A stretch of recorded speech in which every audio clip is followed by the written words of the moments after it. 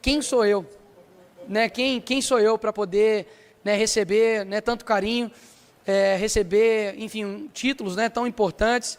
Fico realmente assim emocionado, porque eu sei que tudo que eu sempre quis na minha vida foi uma família. Pronto. E isso o Senhor me concedeu, né? Graças a Deus. Sou pai de 2 filhas, né? Serena daqui a pouco está chegando aí. Mas eu lembro que a única coisa que eu escrevi num papelzinho lá em 2019 foi que eu queria ser uma referência, né, na política e também uma referência cristã, né? E desde então o Senhor foi me trabalhando, né? Foi me ajudando. E antes, né, de ter, enfim, seguidores, antes de ter cargos, eu fiquei durante muito tempo no anonimato, né? E que foi o meu deserto, tomando pancada, como muitos aqui de vocês tomam, né? Sem ter alguém para poder chegar e falar, ó, continua, vai lá, fica firme, né? Depois você vai virar deputado. Não tinha nada disso, né? A gente só tinha realmente, era muita coragem, muita autenticidade no coração e algo, de uma vontade, né, de fazer algo diferente para esse país. Eu confesso que agora o nosso foco, de fato, deve ser a anistia, porque eu me coloco na posição, sabe, dessas pessoas, me coloco na posição desses pais e mães que estão distantes da família, né? Eu já viajo toda semana para Brasília, viajo no Brasil, e quando eu chego em casa não tem nada melhor, né, do que estar com a minha esposa, com a minha filha, e que saudade dá, né? Então, poxa, quando eu fui ali no velório, né, do Clezão, a filha dele falou assim, ó, não deixe a morte do meu pai ser em vão. E desde então, a gente esteve 6 meses na CPMI, a gente fez um documentário, praticamente 10 vídeos, mostrando todas as irregularidades, proporcionalidades com relação ao julgamento das pessoas do dia 8, e eu me coloco na posição desse pai e mãe, né? O que eu faria se fosse meu filho? Né? Pode ter certeza que eu já teria ultrapassado o limite há muito tempo, né?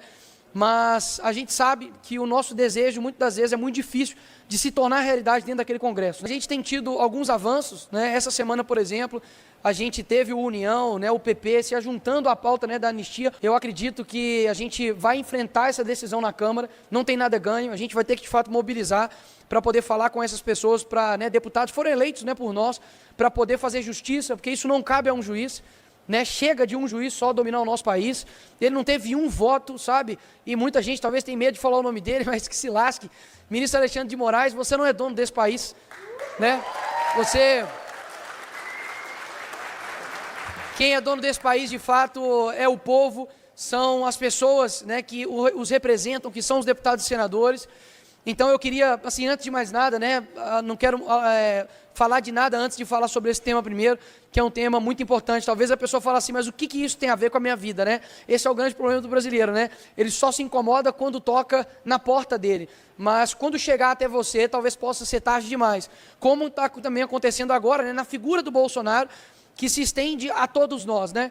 Se um ex-presidente da República está sendo julgado não por corrupção, né, não por ter desviado emendas, não por ter roubado, né, velhinhos do INSS, não por ter construído um porto com o nosso dinheiro, né, lá na Venezuela, não por ter feito nenhum crime, mas sim por uma falsa narrativa de um golpe, né, que aconteceu ali dia 8 na mente deles, que no meio desse golpe tinha um cara vendendo algodão doce.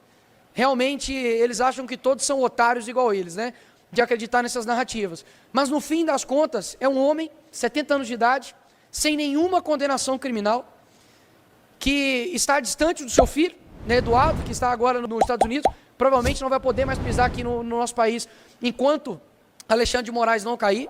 Um homem que você pode ter aí, né, qualquer tipo de escusa com relação a ele, mas contra ele não tem um que presta. E esse homem, né, provavelmente vai ser condenado aí a muito mais do que 20 anos, porque se a Débora, né, Capurese, com um batom que escreveu Perdeu o Mané, que inclusive é um dialeto de bandido, não sei se você sabe, que quando você vai roubar alguém, você fala, perdeu, mané, né? E um ministro da Suprema Corte fala isso com uma pessoa que simplesmente estava questionando ele, né? Porque nesse país questionar também virou crime. Ou seja, com certeza a condenação é muito superior a 20 anos. Esse é o nosso país. Isso está acontecendo com um ex-presidente da República.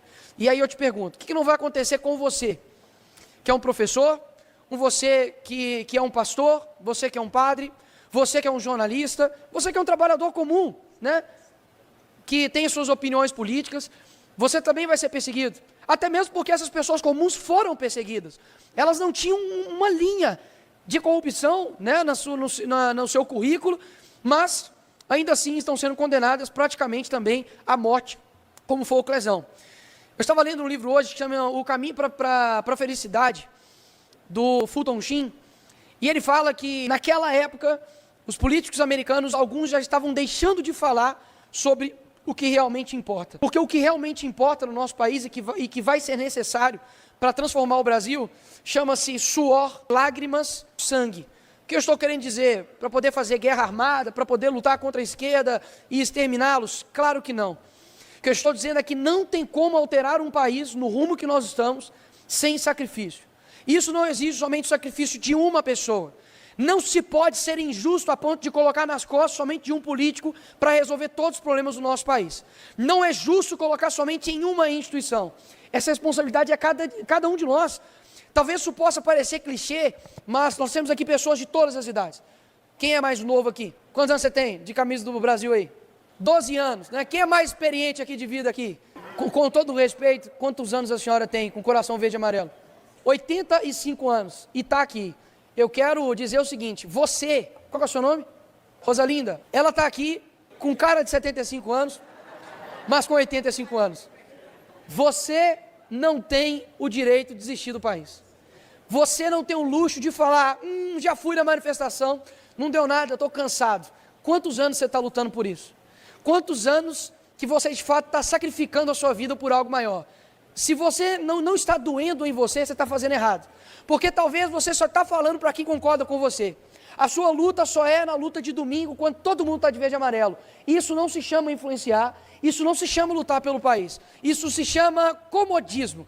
O que nós precisamos é de pessoas que tenham voz no meio do silêncio, é que sejam luz no meio da escuridão e que sejam corajosos no meio de um monte de covardes. É isso que o Brasil precisa. Não tem como a gente mudar o país se não for dessa forma. Posso falar uma coisa para vocês? Não estou preocupado com a eleição, sabe por quê? Eu sei que ano que vem vai estar Y, X, A, Z, o abecedário inteiro me batendo, falando, Nicolas não veio aqui, Nicolas não mandou emenda, Nicolas não sei o quê, eu sei que isso vai acontecer, sabe por quê? Tudo que eles têm é preço, nós temos valor. Nós temos valor. Tudo que eles podem oferecer, e não dizendo que isso não possa ser feito, até mesmo que eu destinei hoje aqui emendas para Uberlândia, né, lá para a ACD, mas qualquer um, me perdoa, deputado pode fazer isso. O meu eleitor, ele não tem perfil, ele tem caráter. É por isso que eu fico muito em paz, eu fico muito tranquilo, porque eu sei que se a gente entender isso, Jesus mudou o mundo com 12 pessoas. Nós somos muito mais do que 12. A gente consegue fazer a diferença. Então, assim, eu vejo muitos rostos aqui, não conheço vocês, daquilo que vocês passam, das suas dificuldades, mas entenda uma coisa, se você desiste, você vai estar impactando no Brasil inteiro. Né? Se você que, enfim, é um trabalhador aí comum, se você desistir no seu trabalho, você vai estar contribuindo para muita coisa. Para pensar, se o Bolsonaro não tivesse nunca se candidatado à presidência, a gente nunca teria rido tanto na nossa vida, né? Porque ele é engraçado.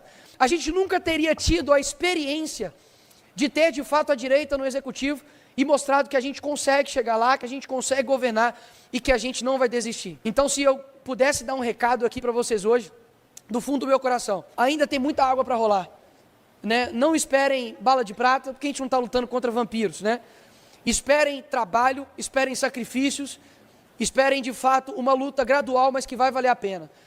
Eu não quero chegar, sabe, aos meus 300 anos e pensar assim, nossa, poderia ter feito aquilo, poderia ter, sabe, lutado mais, poderia ter orado mais, poderia ter jejuado mais, sabe, poderia ter insistido mais, poderia ter tido mais persistência. Tem um país inteiro contando com a gente. Que bênção que Deus fez com que você entendesse o que eu estou falando aqui agora. Por você não ser uma pessoa que está enganada. Tem muita gente que está enganada aqui no nosso país.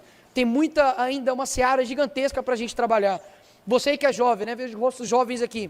Saiba que tem muito nas suas mãos. Né? Eu já fui também, já tive a idade de vocês, né? De 13, 14, ano que vem faço 30 anos. E eu sei o que é pressão do coletivo, né? Se eu tivesse ouvido eles, eu nunca teria me candidatado.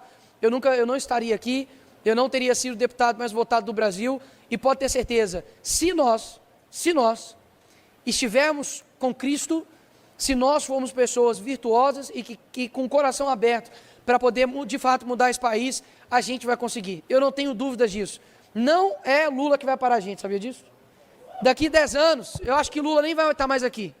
Mas pode ter certeza, o caminho que o PT e a esquerda nos leva, está nos levando, não é um caminho para um país do tamanho que a gente merece. Hoje, o Brasil pode até ser deles, mas um futuro bem próximo não será mais. Muito obrigado, Uberlândia.